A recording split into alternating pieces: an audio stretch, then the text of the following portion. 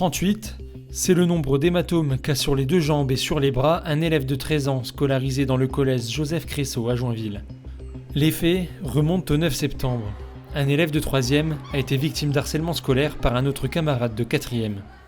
La plainte a été déposée, le parquet et le procureur de la République se sont saisis de l'affaire. L'enquête est en cours, il appartiendra à la justice de déterminer les faits qui se sont effectivement produits. En tout cas, l'élève n'a pas été tabassé dans la cour.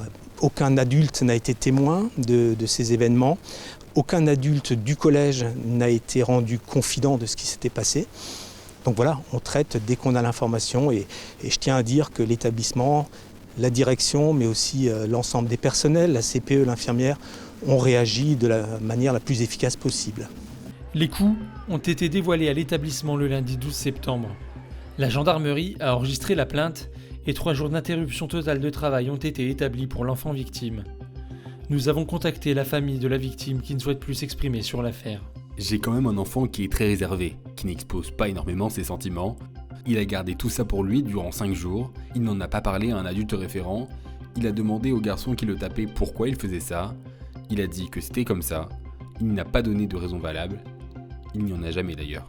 Pour ces faits, l'élève agresseur a été exclu de l'établissement pendant 1 semaine.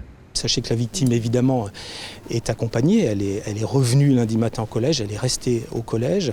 Elle continue à vivre dans le cadre de l'internat. Une mesure éducative va être prise et je crois qu'il faut aussi penser à l'élève agresseur. Alors évidemment, ce n'est pas la même problématique que l'élève agressé, mais on a 2 jeunes et il ne faut pas qu'on perde de l'esprit que ce sont des enfants qui s'inscrivent tous les 2 dans un parcours éducatif et qu'il va falloir accompagner dans les jours qui viennent, dans les semaines qui viennent, dans les années à venir forcément.